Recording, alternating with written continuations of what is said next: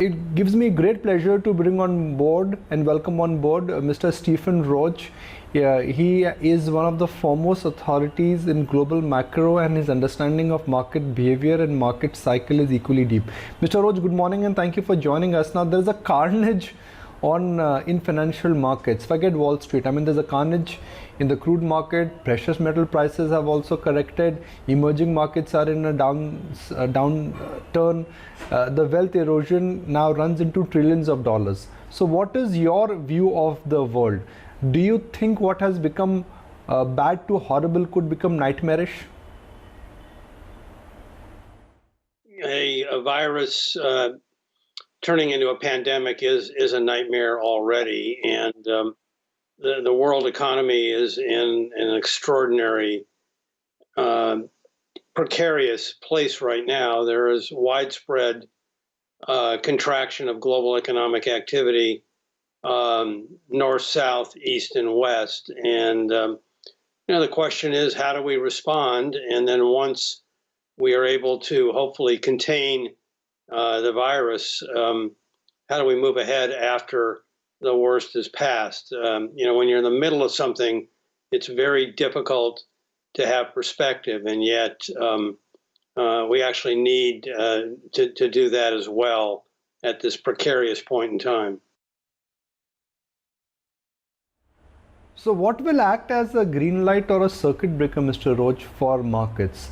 Will it be medical news or the fact that globally governments are now stimulating the economy that's going to give confidence to financial markets that liquidity is back, and governments currently are bothered about the meltdown in financial assets? Well, look, I think the green light has to come from science rather than from aggressive actions by central banks. What worries me is that we, as well as central banks and market participants, are viewing the current situation through a lens that's very similar to that which we viewed the global financial crisis of 08 and 09, when the monetary authorities did come to the rescue and put a bottom on markets.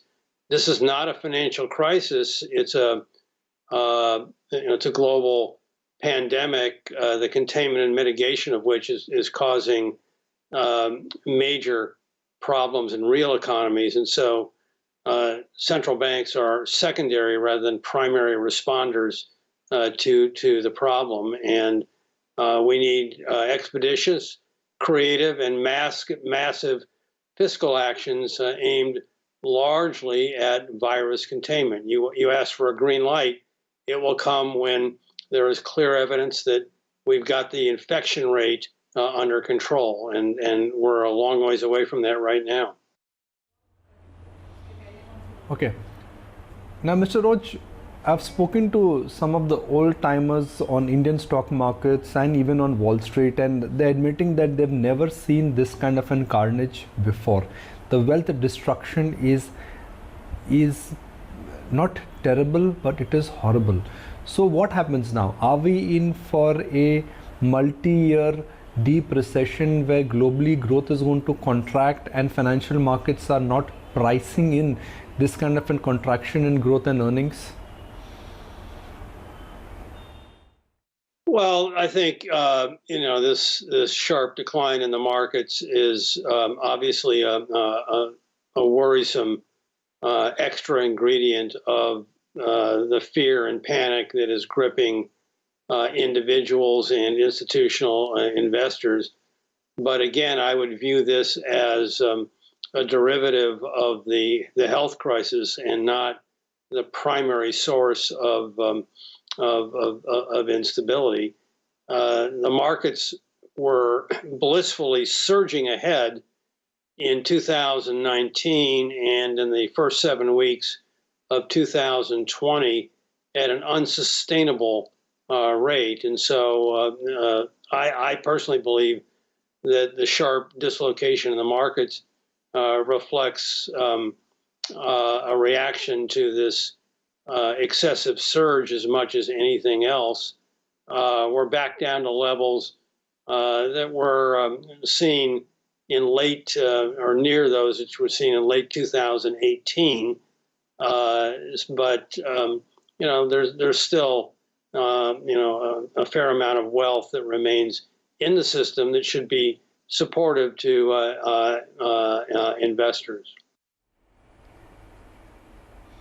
Now, Mr. Roach, since financial commentators and data watchers are comparing 2020 with 2008 and even worse than 1987, how different is the shape of world right now? Frankly, the good news is that there is a lot of liquidity in the system. A. B. Central bankers are aware that a financial dislocation or price dislocation will lead to crisis. So what is next now, sir? Are we looking at a debt market crisis which could be fueled by spreads of CDRs and CDS, or do you think financially this problem will get contained? We need to worry about the medical implications, not so much so about the financial implications. Well, the one thing I've learned in my 45 years in the markets is that the next crisis, and there always will be a next crisis, is never like the one that preceded it.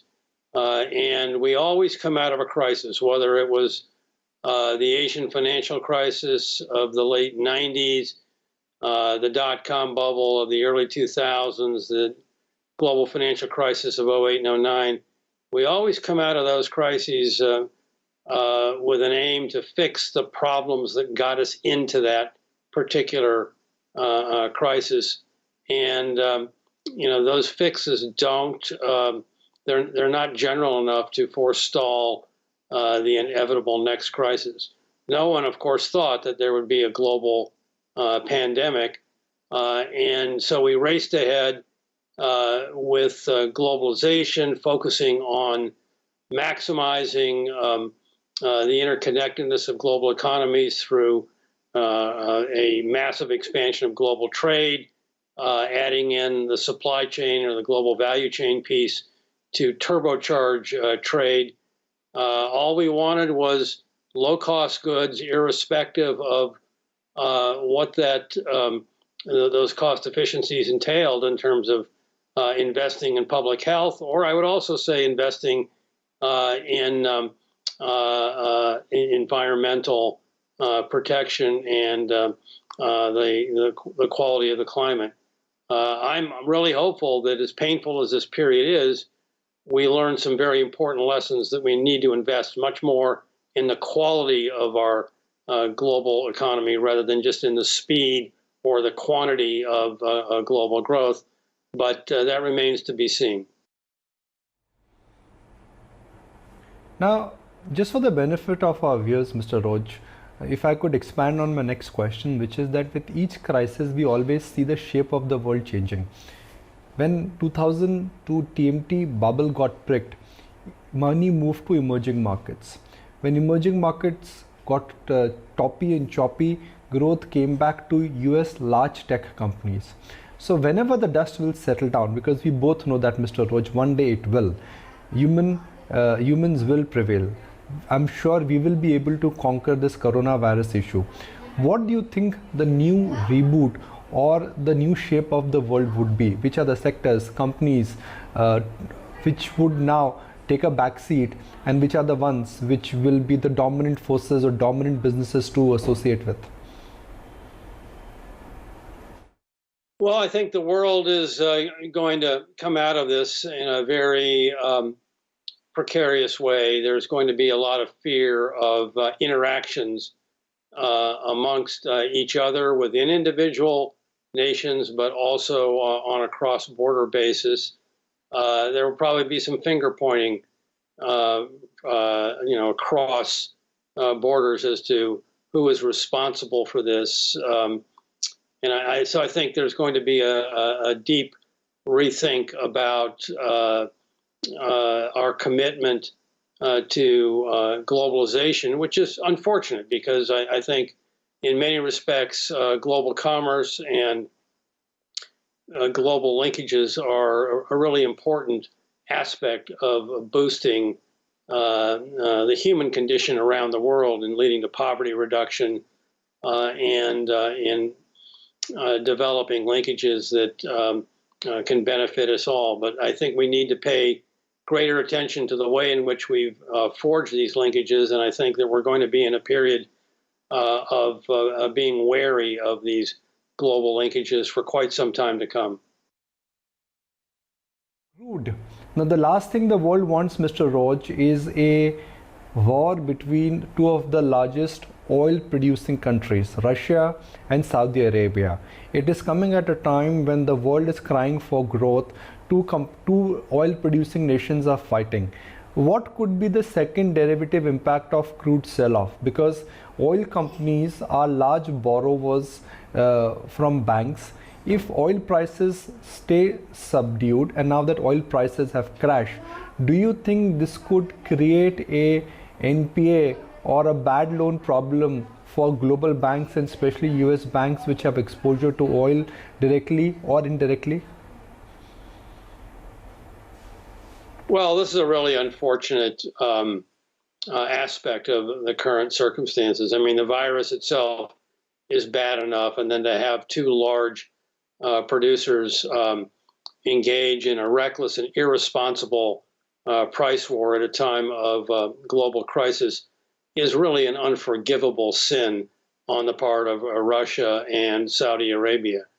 I mean, you know, are they not citizens in the world that's being impacted by this global pandemic? And yes, you're right. You know, while we know that lower energy prices are helpful to providing support to energy users, consumers, in terms of their home heating and driving expenses, consumers are not in a mood to take advantage of these price breaks. And meanwhile, the repercussions to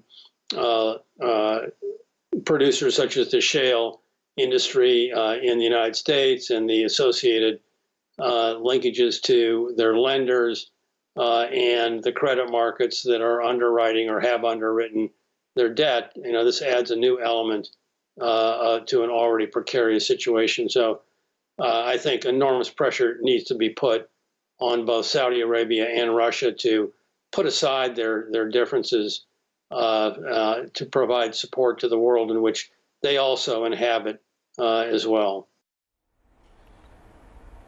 Now, Mr. Roach, China has been the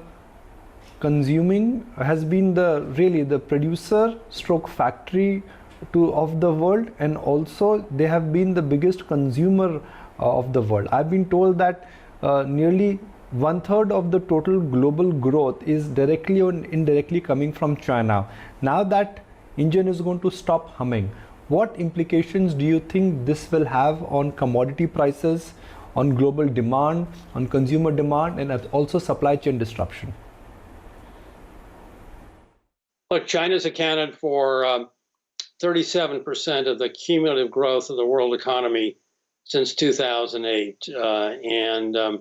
You know, that growth has come from both the production and the consumption side of the Chinese economy. And China's sort of midway in the midst of a major shift in the structure of its economy from becoming the world's greatest producer to an emerging middle-class driven consumer. China needs to figure out a way to stay on track with that critical transition, or its development aspirations could be jeopardized in the years ahead.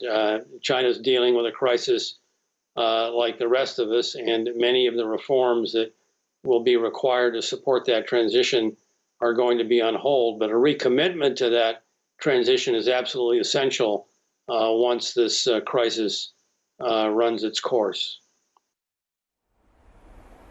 So, Mr. Roach, the bottom line is that how should one cope up with this sell-off? Is it time to construct and go against the crowd and start investing, or one should be cognizant of risk in the world? And right now risks are real, and what's happened in 2008, if that is repeated, that means the downside could be still 25 to 30%. Yeah, I think that this is not a typical financial shock where investors can just with great confidence move in at the bottom, sweep up bargains, and engage in these sort of well-worn buy the dip strategies. I think this is a time to really think about, as I said earlier, those companies, those sectors, those segments of economic activity that really focus on what we need to do better to improve the quality of global economic growth. And so, the trend toward ESG investing, the trend toward focusing on climate change, to say nothing of all the companies engaged in scientific research and public health infrastructure, those are going to be really important areas to think about for long-term investors. I would caution against sort of indiscriminate of buying the dip strategies in this period. All right, Mr. Roach, really appreciate your time. So glad you could join us, and thank you for your valuable and insightful inputs. So let's take